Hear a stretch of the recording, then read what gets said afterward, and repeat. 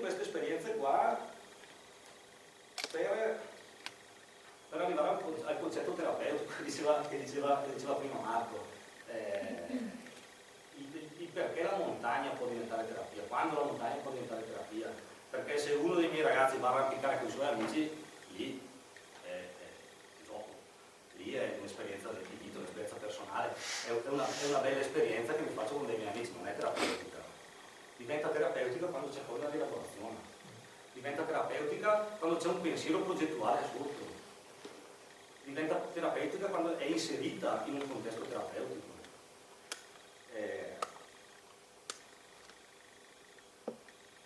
Il riuscire a superare la paura, il dosare l'adrenalina, il poter dire tranquillamente no, non ce la faccio e oggi non ho voglia di farcela e oggi sto qua e non sto bene e sto qua seduto e guardo gli altri, sto qua fermo e guardo gli altri.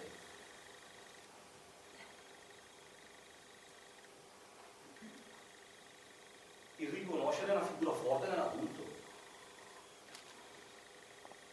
magari dove ho potuto vivere esperienze tra le più devastanti, le più distruttive, causate anche dagli adulti.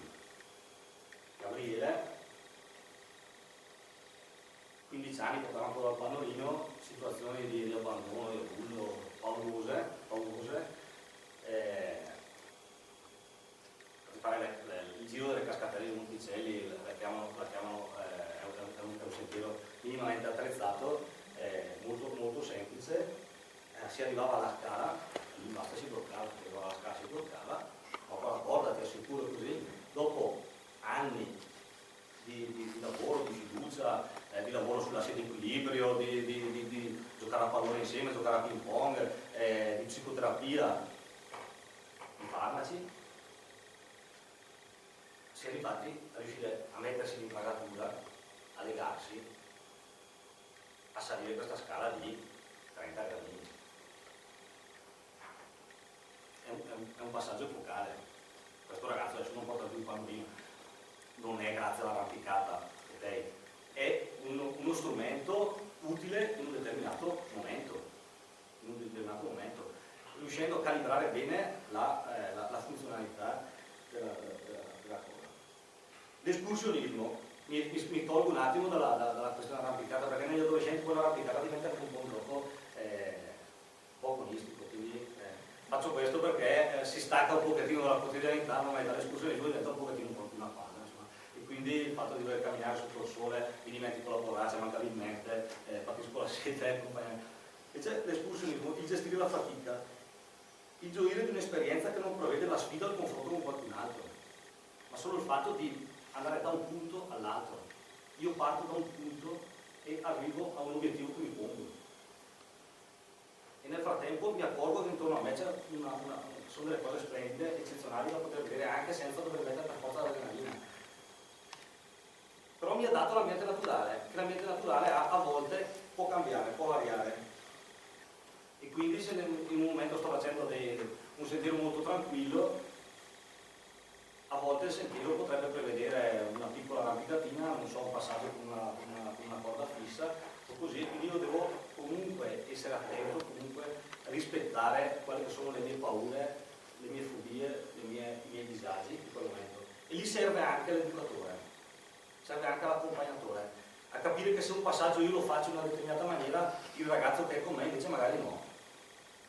E quindi anche io qui butto la palla anche agli educatori, quindi soprattutto a quelli come me che piace, se dico che devo lavorare, tanto vale farlo con qualcosa che mi diverte anche. Quindi l'attenzione a dare la mano al ragazzo mentre sta facendo un passaggio che per lui è pericoloso. A dire al ragazzo, adesso la tua fobia, la tua paura che Freddy Krueger c'è qua e ti vuole ammazzare, ci pensi dopo perché questo qua è pericoloso davvero. Qua devi stare attento.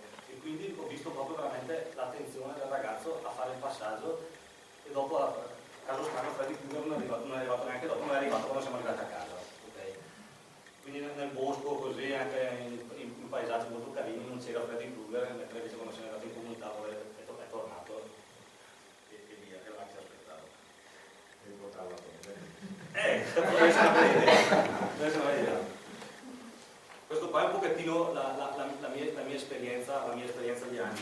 Però volevo concludere questo con un altro scritto che mi ha lasciato Davide. Davide ha 18 anni, è circa 5 anni che in comunità, adesso è uscito dalla comunità per il compimento del 18° anno, vive a casa con sua mamma, frequenta la scuola e frequenta il centro diurno giusto per mantenere un aggancio con l'assetto terapeutico, intanto che si struttura su un lavoro e così via.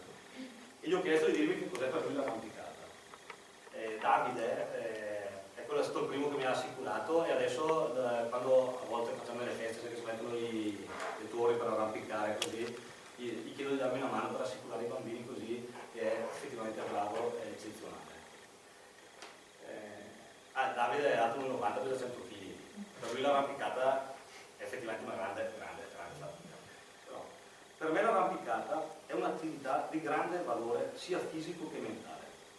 Quando arrampico mi sento padrone di me e della mia vita, questa cosa mi dà forza. Invece quando assicuro mi sento un po' una piccola persona che cerca di sostenere un'altra piccola persona ai piedi di un gigante imprevedibile, che a volte ti arricchisce di meravigliose esperienze ed emozioni e a volte ti dà del filo da torcere. In sostanza, per me l'arrampicata non è solo un'emozione, ma anche uno stile di vita.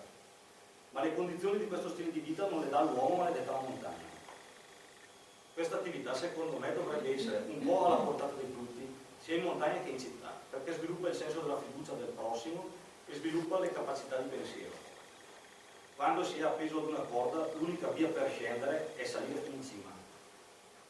Si usa la testa per portare a termine la salita nella maniera migliore e quindi trovare appigli e appoggi in modo da facilitare la manovra.